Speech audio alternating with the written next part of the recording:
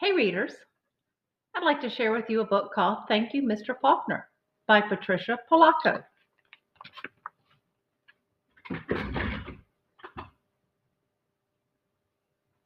The grandpa held the jar of honey so that all the family could see, then dipped a ladle into it and drizzled honey on the cover of a small book. The little girl had just turned 5. "Stand up, little one," he cooed. "I did this for your mother, for your uncles, for your older brother, and now for you." Then he handed the book to her. "Taste." She dipped her finger into the honey and put it into her mouth. "What does that taste?" the grandmother asked. The little girl answered, "Sweet." Then all of the family said in a single voice, "Yes, and so is knowledge. But knowledge is like the bee that made that sweet honey. You have to chase it through the pages of a book." The little girl knew the promise to read was at last hers. Soon she was going to learn to read.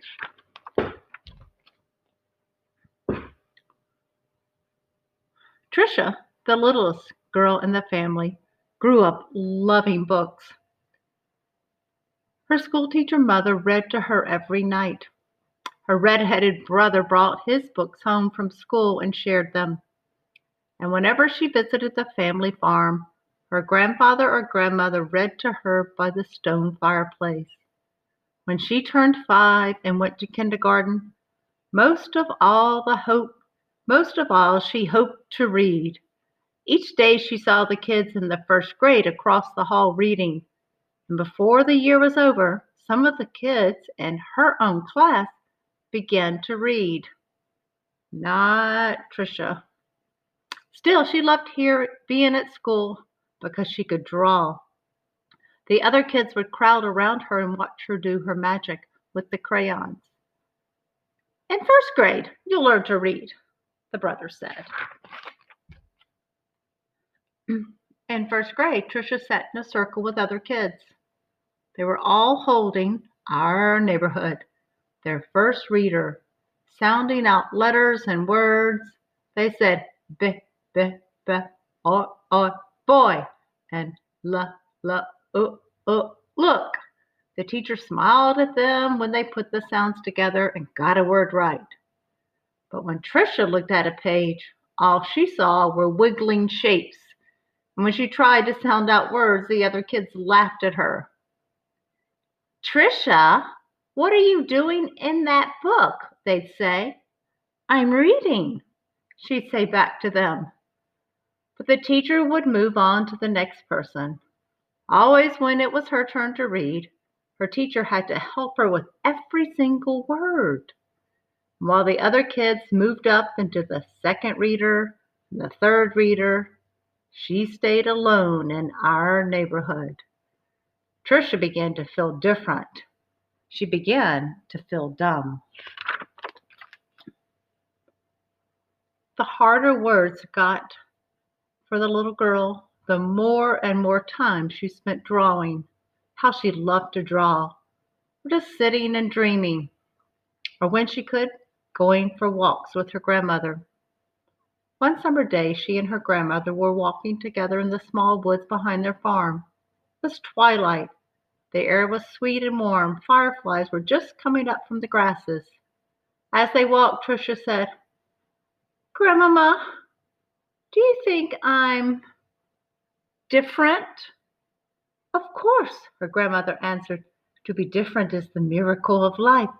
You see all those little fireflies? Everyone is different." "Do you think I'm smart?" Tricia didn't feel smart. Her grandmother hugged her. "You are the smartest, quickest, dearest little thing ever." Right then, the little girl felt safe in her grandma's arms. Reading didn't matter so much.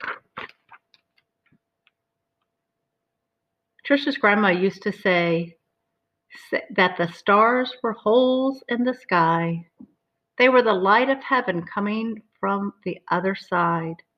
And she used to say that someday she would be on the other side, where the light comes from. One evening they lay on the grass together and counted the lights from heaven. You know, her grandmother said, all of us will go there some day. Hang on to the grass, or you'll lift right off the ground, and there you'll be. They laughed, and both hung on to the grass. But it was not long after that night that her grandmother must have let go of the grass, because she went to where the lights were on the other side. And not long after that, Trisha's grandpa let go of the grass too. School seemed harder and harder now.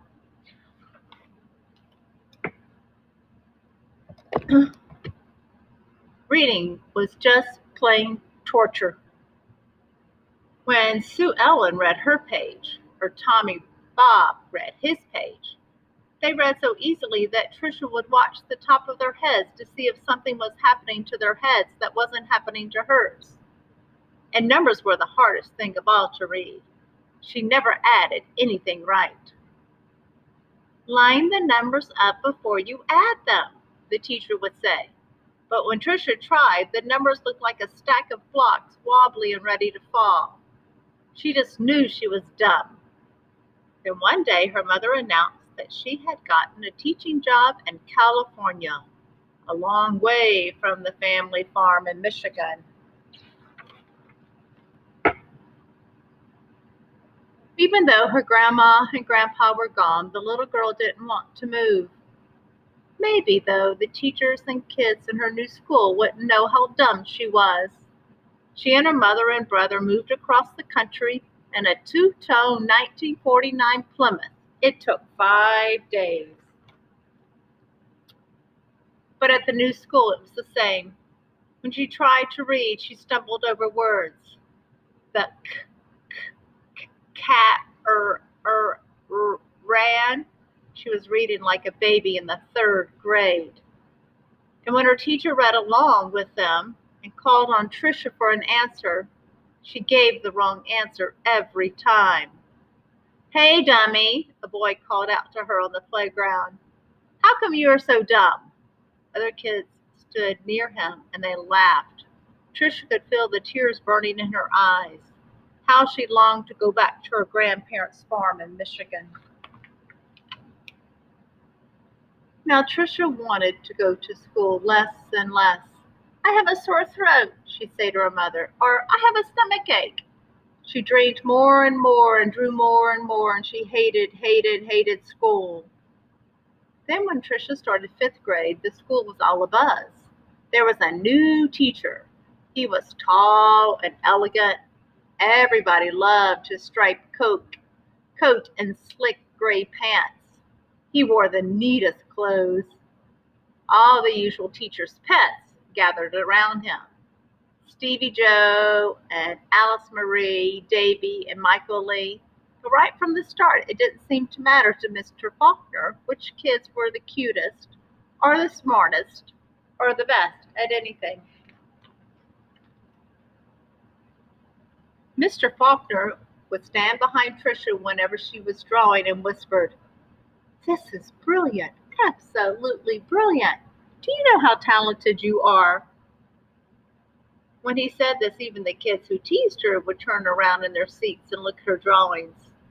But they still laughed when she got a wrong answer. Then one day she had to stand up and read, which she hated. She was stumbling through a page in Charlotte's Web, and the page was going all fuzzy when the kids began to laugh out loud. Mr. Faulkner, in his plaid jacket and his butterfly tie, said, "Stop. Are all of you so perfect that you can look at another person and find fault with her?"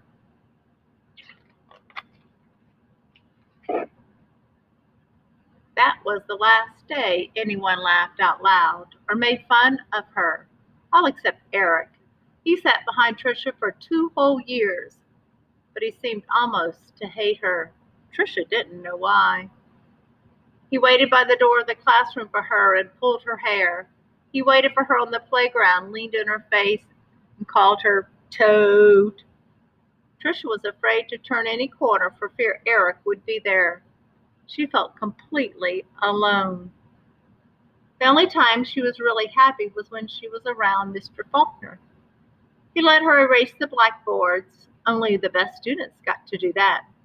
He patted her on the back whenever she got something right, and he looked hard and mean at any kid who teased her. But the nicer Mr. Faulkner was to Tricia, the worse Eric treated her. He got all the other kids to wait for her on the playground or in the cafeteria or even in the bathroom, and to jump out and call her stupid or ugly. She discovered that if she asked to go to the bathroom just before recess, she could hide under the inside stairwell during free time and not have to go outside at all. In that dark place, she felt completely safe. But one day at recess, Eric followed her to her secret hiding place. "Have you become a mole?" he laughed, and he pulled her out into the hall and danced around her. "Dumbbell, dumbbell, maggoty old dumbbell." Tricia buried her head in her arms and curled up in a ball. Suddenly she heard footsteps. It was Mr. Faulkner. He marched Eric down to the office. When he came back, he found Tricia. "I don't think you'll have to worry about that boy again," he said softly. "What was his teasing? What was he teasing you about, little one?" I don't know," Tricia shrugged. Tricia was sure Mr. Falker believed that she could read. She had learned to memorize what the kid next to her was reading, or she would wait for Mr. Faulkner to help her with a sentence. Then she'd say the same thing that he did. "Good," he would say. And one day, Mr. Faulkner asked her to stay after school and help wash the blackboards. He put on music and brought out a little sandwiches as they worked and talked. All at once he said, "Let's play a game. I'll shout out letters. You write them on the board with the wet sponge as quickly as you can." "A," he shouted out. She wiped a watery A. "8," he shouted. She made a watery 8. 14, 3, D, M, Q, he shouted again. He shouted out many, many letters and numbers. Then he walked up behind her, and together they looked at the board. It was a watery mess. Tricia knew that none of the letters or the numbers looked like they should. She threw the sponge down and tried to run. But Mr. Faulkner caught her by her arm and sank to his knees in front of her. "You poor baby," he said. "You think you're dumb, don't you? How awful for you to be so lonely and afraid." She sobbed. "But little one, don't you understand? You don't see letters or numbers the way other people do. You've gotten through school all this time and fooled many, many good teachers." He smiled at her. "That took cunning and smartness and such bravery." Then he stood up and finished washing the board. "We're going to change that, girl. You're going to read. I promise you that."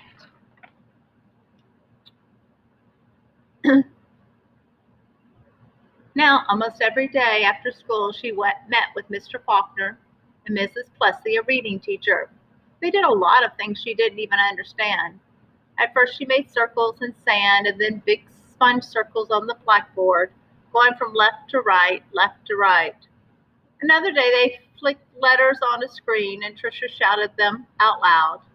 Still other days, she worked with wooden blocks and built words. Letters, letters, letters, words, words, words.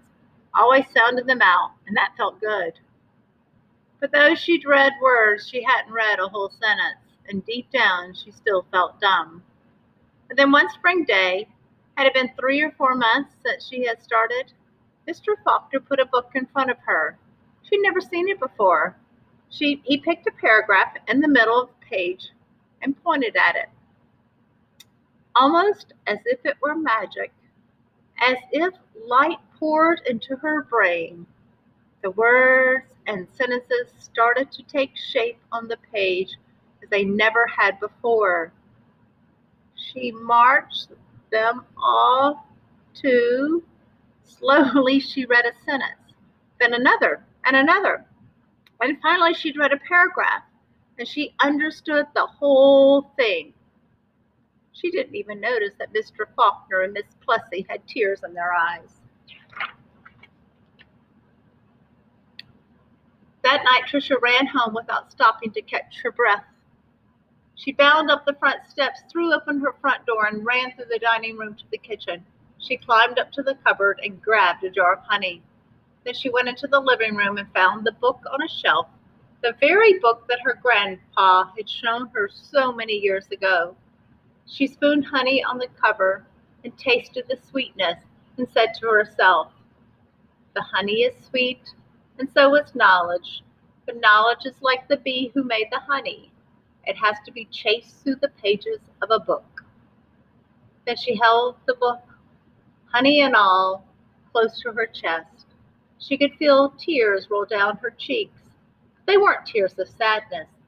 They were happy, so very happy. The rest of the story became an odyssey of discovery and adventure for the little girl. She learned to love school. I know, because that little girl was me, Patricia Polacco. I saw Mr. Faulkner again some 30 years later at a wedding. I walked up to him and introduced myself. At first he had difficulty placing me. Then I told him who I was and how he had changed my life so many years ago. He hugged me and asked me what I did for a living. "Why, Mr. Faulkner," I answered. "I made books for children." "Thank you, Mr. Faulkner. Thank you." I hope you have enjoyed the book.